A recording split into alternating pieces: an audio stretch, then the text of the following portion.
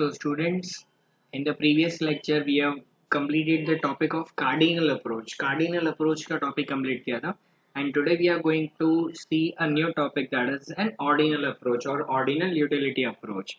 It has different names, that is indifference curve or Hessian analysis.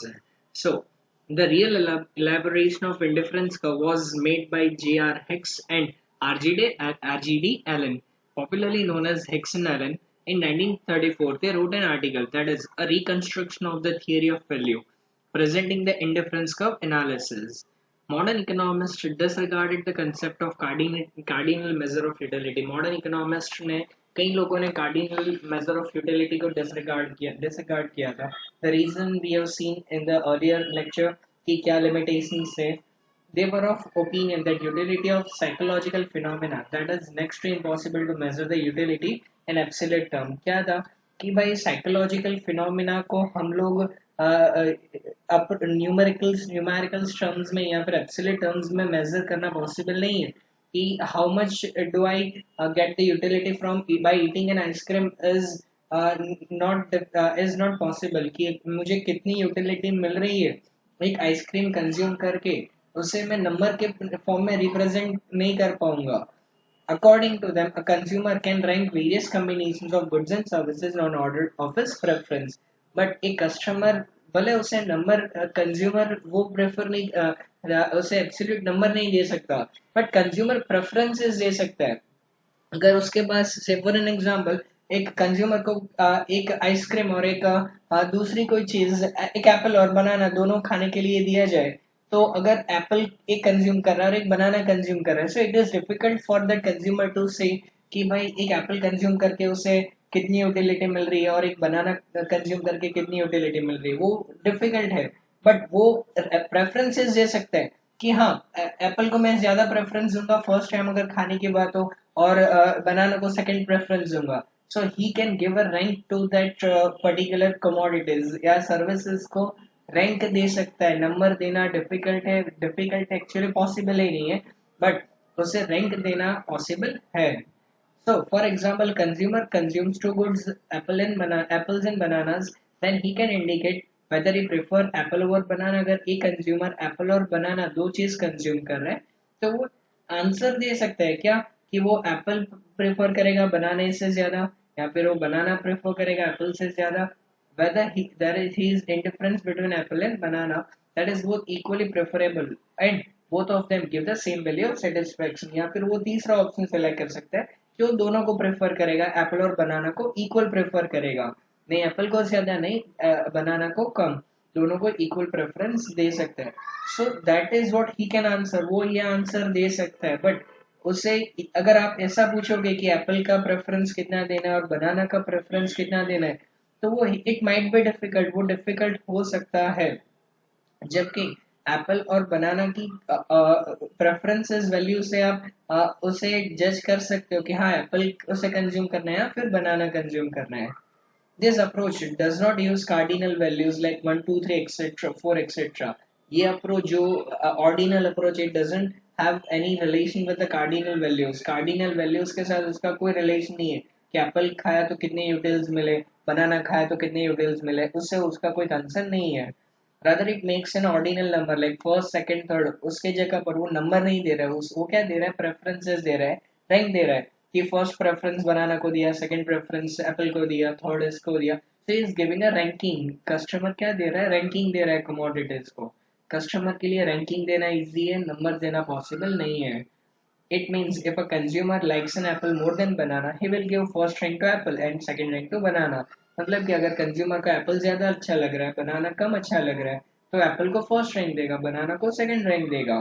Such a method of ranking the preference is known as ordinal utility approach और इस method को क्या कहेंगे ordinal utility approach. Ordinal utility is the utility expressed in ranks और ordinal utility मतलब एक ऐसा approach है जहाँ रैंक दिया जाता है नंबर्स नहीं. कार्डिनल में क्या हम लोगों ने देखा था कार्डिनल यूटिलिटी में क्या दिया जाता है रैंक्स नंबर्स दिए जाते हैं रैंक्स नहीं दिए जाते हैं एंड नंबर्स देना पॉसिबल नहीं है डिफिकल्ट है कि बिकॉज अगर आप एप्पल कंज्यूम कर रहे हैं तो इट इज नॉट पॉसिबल कि आप देख पाओ कि कितना कंज्यूम करना है आपको. सॉरी कितना नंबर देना है ना. मीनिंग ऑफ इंडिफरेंस कर्व, ये इंडिफरेंस कर्व क्या है? So when a consumer consumes various goods and services, then there are some combinations which gives him exactly the same total satisfaction. The graphical representation of such combinations is termed as indifference curve. जब एक consumer अलग अलग goods या services को consume कर रहा है, then there are such combinations, कुछ combinations हो सकते हैं which gives him exactly the same total satisfaction, जिससे उसे same satisfaction मिल रहा है. That graphical representation of such combination is known as indifference. Indifference मतलब कोई भी difference नहीं है. Let me make this very clear, एक clear example के साथ दे रहा हूँ कि मान लो कि सेम कस्टमर है, कंज्यूमर है, and he is consuming two commodities apple and banana. दो कमोडिटी वो कंज्यूम कर रहे हैं, एप्पल और बनाना को. नाउ अगर वो एक एप्पल और 15 banana, here there is an example कि अगर एक एप्पल और 15 बनाना कंज्यूम कर रहा है और उससे जो लेवल ऑफ सेटिस्फेक्शन मिल रहा है उतना ही सेटिस्फेक्शन उसे 2 एप्पल और 10 बनाना से मिल रहा है. उतना ही सेटिस्फेक्शन उसे 3 Apple 6 banana, 4 Apple 3 banana and 5 Apple 1 बनाना. ये इसमें से कोई भी ऑर्डर वो ले ले कि अगर मान लो आर जितना ले रहा है, आर मतलब कि वो 3 एप्पल कंज्यूम कर रहा है और 6 बनाना कंज्यूम कर रहा है, तो भी उसे उतना ही सेटिस्फेक्शन मिलेगा जितना उसे एक एप्पल और 15 बनाना कंज्यूम करके मिला है. दिस सेट ऑफ कर्व्स, ये जो सेट है पूरा 115 का, 2 10 का, 3 6 का जो कॉम्बिनेशन है, 4 3 का और 5 1 का जो कॉम्बिनेशन है, वो कॉम्बिनेशन की जो सेट है पूरा, that is known as indifference. और इससे जो ये लाइन ड्रॉ हुई, that is known as indifference curve. ये जो कर्व है that is your indifference curve. So I hope you understood this now. आपको ये समझ में आया होगा कि इंडिफरेंस कर्व मतलब क्या. एक ऐसा कर्व जहाँ अलग अलग सेट है, 115 2 10 3 6 4 3 5 1 के अलग अलग अल्टरनेटिव्स कॉम्बिनेशंस है, but total level of satisfaction same है, कहीं भी सेटिस्फेक्शन में वेरिएशन नहीं है. Indifference curve refers to the graphical representation of various alternative combinations of bundles of two goods among which the consumer is indifferent. कि ये ऐसे combinations है जहाँ कंज्यूमर क्या इंडिफरेंट है, मतलब कि वो कोई भी चूज करे उसे मालूम है सेटिस्फेक्शन सेम ही मिलने वाला है.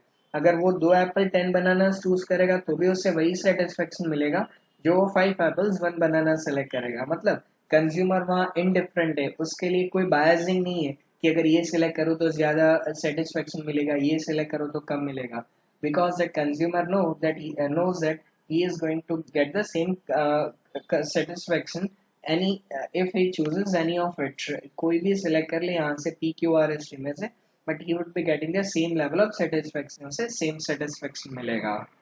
Alternative indifference curve is a locus of point that shows such combinations of two commodities which gives the consumer same satisfaction. Let us understand this with an example. और वही समझा कि भाई ये ऐसा इंडिफरेंस का एक ऐसा कॉम्बिनेशन है जहाँ दो कमोडिटीज का ग्रुप है, दो कमोडिटीज की ऐसी कॉम्बिनेशंस हैं जहाँ सेटिस्फेक्शन लेवल सेम है. So here is the graph drawn, that is on x-axis apple is taken and on y-axis bananas is taken. x-axis with एक banana 15 apple, q point पे 2 apples 10 banana, r point पे 3 6 4 3 and that is 5 1. और ये जो curve draw हुआ है PQRST से जो कर्व ड्रॉ हुआ है that is known as indifference curve. So I hope you have got this point. आपको ये पॉइंट समझ में आए होंगे. As seen in the schedule, consumer is indifferent between these 5 combinations of apple and banana. Combination, that is P, 1 apple plus 15 banana gives the same utility as 2 apple plus 10 banana, 3 apple plus 6 banana and so on. So in the diagram, apples are measured on the x-axis and bananas on the y-axis. All point P, Q, R, S and T or on the curve shows the different combinations of apple and bananas. These points are joined with the help of smooth curve known as indifference curve, that is IC1. और ये जो curve है that is your IC1 curve. ये smooth एक curve है जो curve क्या represent कर रहा है, indifference curve, IC1 curve. IC that is indifference curve, first curve, that's why IC1. An indifference curve is a locus of all the points representing the different combinations that are equally satisfactory to the consumer. कि indifference curve मतलब कि ये सारे जो points है locus of all the points, हर एक point से जो लोकस ड्रॉ हुआ है, जो लाइन ड्रॉ हम लोगों ने की है, वो ऐसी ये रिप्रेजेंट कर रही है कि कॉम्बिनेशन वाले अलग अलग हो सकते हैं कि भाई 1 एप्पल और 15 बनानाज है, सेकंड में 2 एप्पल्स 10 बनानाज है, combination might be different but satisfaction level हर एक कंज्यूमर के लिए सेम है. So I hope you have got this thing. आपको ये समझ में आया होगा. Now monotonic preference, monotonic preferences. Monotonic preference means that a rational consumer always prefer more of a commodity as it offers him a higher level of satisfaction. Monotonic preference means एक rational consumer हमेशा prefer क्या करेगा कि एक commodity को ज्यादा prefer करेगा दूसरी कमोडिटी के कंपैरिजन में, बिकॉज वो कमोडिटी उसे ज्यादा सेटिस्फेक्शन दे रही है. In simple word, monotonic preference implies that a consumer increases total utility also increases. So consumption increases, sorry, कि monotonic preference का simple meaning क्या समझा रहा है कि जैसे जैसे consumption increase हो रहा है तो क्या हो रहा है, सामने utility भी increase हो रही है, total utility भी increase हो रही है. For instance, a consumer's preference are monotonic only when between any two bundles they prefer a bundle which has more at least one of the goods and no less of other goods as compared to other bundle. So reason क्या दिखा रहे कि समझने के लिए कि consumer कौन सा हमेशा ज्यादा प्रेफर करेगा जहां से ज्यादा कमोडिटीज मिल रही है दोनों के कंपैरिजन में. मान लीजिए कि भाई वी हैव अ 2 सेट्स की 5 Apple 5 banana and second set is of 3 Apple 3 bananas, so that consumer is always going with the option A, that is 5 apple and 5 banana, as number of commodities more in first option as compared to the second option. Second option के preference में उसमें first में ज्यादा goods आ रहे हैं, so he is going to purchase that he is going to select that second first option, वो हमेशा first option को प्रेफर करेगा. so that is known as monotonic preference, जहाँ उसे ज्यादा commodities मिल रहे उस commodity को वो प्रेफर ज्यादा करेगा. This is an example. Consider two goods, that is apple and banana.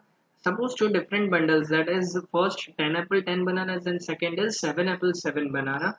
Consumers preference of first bundle as compared to second bundle will be called as monotonic. ये example जैसे मैंने समझा है कि दो option से 10 apple 10 bananas and second option है 7 apple 7 banana.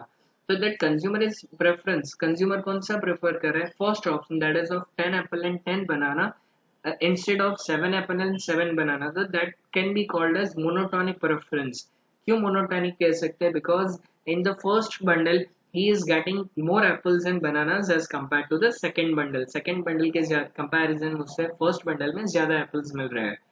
In second option, that is 10 apples 7 bananas, first bundle is of 10 apples 7 bananas and second option 9 apples 7 banana. Again customers preference is of first bundle. The reason is though bananas of number of bananas are same, but in first bundle he is getting more apples, so that customer is going to select the first bundle. वो customer कौन सा select करेगा? First bundle.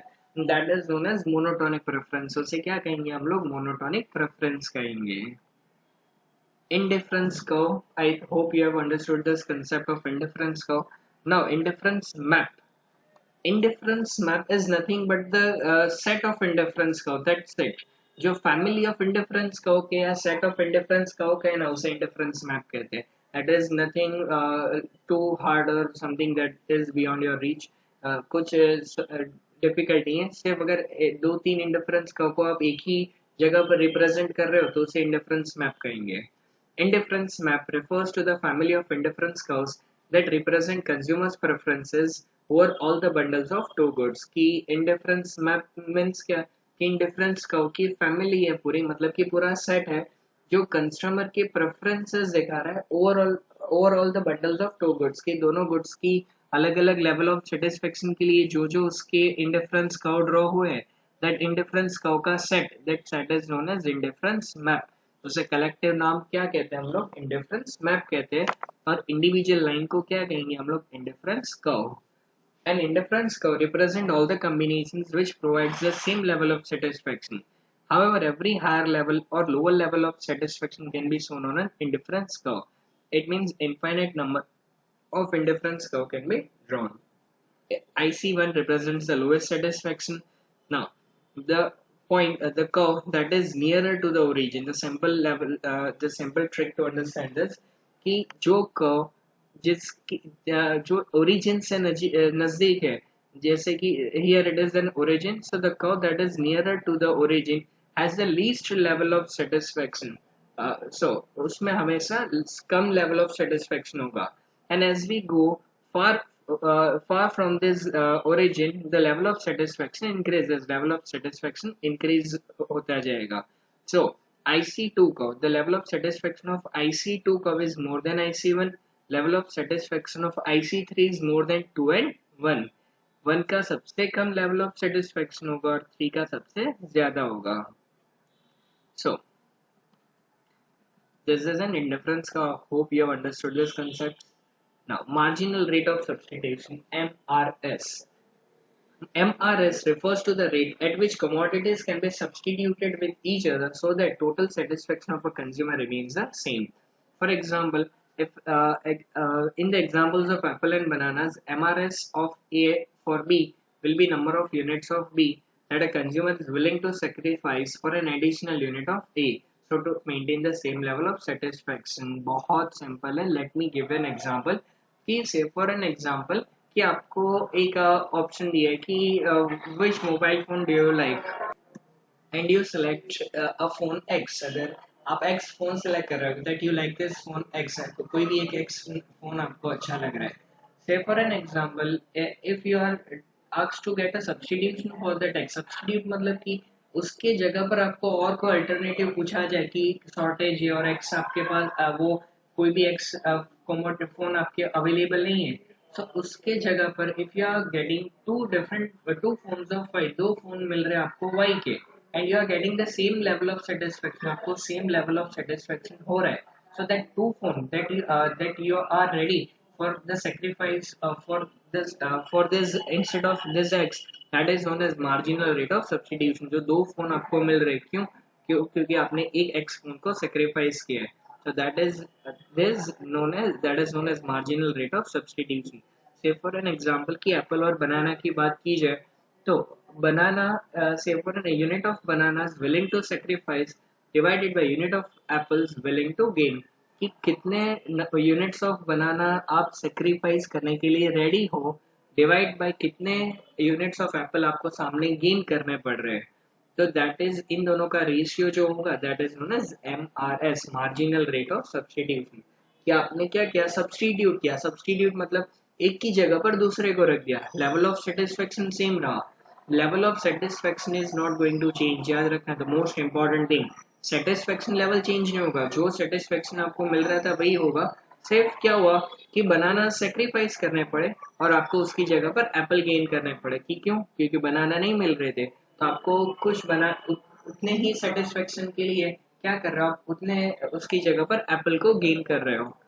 I hope you have understood this. किया हुआ कि बनाना और Apple दोनों को आपने एक डिसाइड किया कि भाई आपको 4 एप्पल चाहिए और 3 बनाना चाहिए. बट प्रॉब्लम है कि भाई बनाना अवेलेबल नहीं है, तो आपको एक बनाना कम मिल रहा है, उसकी जगह पर आप 2 एप्पल को ज्यादा ले रहे हो. क्यों? क्योंकि एक बनाना का जो सेटिस्फेक्शन था वो उसकी जगह पर आपको कितने एप्पल रखने पड़ रहे हैं, 2 एप्पल रखने पड़ रहे हैं. तब जाकर लेवल ऑफ सेटिस्फेक्शन सेम रह रहे हैं. So how many units of banana you are willing to sacrifice? 1. And how many units of apples you have gained? 2. So that is 1 upon 2. The MRS of AB is 1 upon 2. Sacrifice divided by gain. कितना आपने sacrifice किया divided by कितना आपने gain किया. So I hope you have understood this concept. MRS समझ में आया होगा कि आपको कितना सब्स्टिट्यूट करना पड़ रहा है, आपको कितना सेक्रीफाइस करना पड़ रहा है एक यूनिट को गेन करने के लिए, और सामने एक यूनिट सेक्रीफाइस करने के लिए आपको कितने यूनिट गेन करने पड़ रहे हैं. MRS is a rate at which consumer is willing up to give up banana for one more unit of apple. MRS को अगर दूसरी टर्म्स में बताया जाए तो कि एक यूनिट एप्पल को कंज्यूम करने के लिए आप कितने यूनिट्स ऑफ बनाना सेक्रीफाइस कर रहे हो. कि भाई एक यूनिट एप्पल ज्यादा चाहिए आपको, तो कितने यूनिट छोड़ने पड़ रहे बनाना के, वो जो रेशियो होगा that is known as MRS. 4 apple लिए और 3 बनाना लिए. अब आपको लग रहा है कि नहीं मुझे 5 एप्पल चाहिए, तो 5 एप्पल के लिए अगर सेम सेटिस्फेक्शन लेवल मेंटेन रखना हो तो कितने बनाना कम करने पड़ रहे. अगर 2 बनाना कम करने पड़ रहे तो you are willing to sacrifice 2 bananas for 1 apple. एक एप्पल के लिए अगर आप 2 बनाना सेक्रीफाइस कर रहे हो तो that is known as S sorry MRS, that is MRS of this banana and apple के भाई सब्स्टिट्यूट कर रहे हो आप, किसको सब्स्टिट्यूट कर रहे हो, बनाना को सब्स्टिट्यूट कर रहे हो, किसके साथ सब्स्टिट्यूट कर रहे हो, एप्पल के साथ, कि बनाना को निकाल दिया और एप्पल को ले लिया। गेम्स में ये वर्ड बहुत सुना होगा सब्स्टिट्यूट, कि भाई इसके जगह पर इसको लिया, या फिर वो इंजर्ड हो गया, नहीं खेल पा रहा है, नहीं आया है, इसकी जगह पर आपने दूसरे को लिया, तो क्या किया आपने, सब्स्टिट्यूट किया, गेम तो सेम ही थी। तो सिमिलरली इसमें भी यही है, सेटिस्फेक्शन लेवल सेम रहेगा। सर एक एप्पल को लेने के लिए आपने दो बनाना को छोड़ दिया, तो that is known as marginal rate of substitution. MRSAB is a rate at which, sorry, it means MRS is measures the slope of indifference curve. तो MRS मतलब क्या है, indifference curve का slope ही है। Now here we can see this. So combination क्या है कि first apple 15 bananas, second apple 10 bananas। तो अब ये से देख सकते हैं कि अगर I have an option, अगर मैं एक एप्पल ले रहा हूँ तो 15 bananas, तो मुझे कुछ लेवल ऑफ सेटिस्फेक्शन होगा। Now मुझे और एक एप्पल चाहिए, तो मुझे एक एप्पल बढ़ाने के लिए बनानास कम करने पड़ रहे हैं। तो how many bananas I am willing to sacrifice, 5 banana, 5 banana sacrifice करूंगा, तभी जाके मेरा लेवल ऑफ सेटिस्फेक्शन सेम रहेगा। तो एक एप्पल गेन करने के लिए मैंने 5 एप्पल्स ऑफ बनाना को सेक्रीफाइस किया, और MRS की फॉर्मूला क्या है, सेक्रीफाइस अपॉन गेन। सेक्रीफाइस कितना किया, 5 डिवाइडेड बाई 1, 5 अपॉन 1। और एक एडिशनल एप्पल चाहिए मुझे, तो 2 से 3 यूनिट का एप्पल चाहिए, तो सामने कितने सेक्रीफाइस किए, 4, सो 4 अपॉन 1। और एक एडिशनल के लिए मैंने और 3 यूनिट सेक्रीफाइस किए, तो 3 अपॉन 1। और एक यूनिट एप्पल के लिए मैंने 2 यूनिट और सेक्रीफाइस किए, तो 2 upon 1। So this is known as MRS। ये जो लास्ट कॉलम है दैट इज योर MRS, कि आप एक यूनिट एप्पल के लिए 5 unit of banana first time पे सेक्रीफाइस करने रेडी हो। ये क्या इंडिकेट कर रहा है कि भाई एक यूनिट ऑफ एप्पल के लिए आप 3 यूनिट ऑफ बनाना को सेक्रीफाइस करने के लिए रेडी हो। सो MRS इज अ एक slope of indifference curve. Indifference curve का क्या एक स्लोप ही है। सो this is the indifference curve जो हम लोगों ने देखा था 115 टू 10 का जो सेट से इंडिफरेंस कर्व ड्रॉ हुआ है, and this indifference curve is always in convex shape. I hope you have studied that lecture, आपने वो लेक्चर स्टडी किया होगा जहाँ पर मैंने आपको कॉन्वेक्स कॉन्केव शेप क्या था समझाया था। सो it is a convex shape है ये। सो why MRS diminishes, MRS की वैल्यू कम क्यों हो रही है, we have seen ये, as we can see here कि MRS, the value of MRS is continuously diminishing, कम हो रही है, 5 by 1, 4 by 1, 3 by 1, 2 by 1। so why it is diminishing, MRS falls because the law of DMU, that is diminishing marginal utility.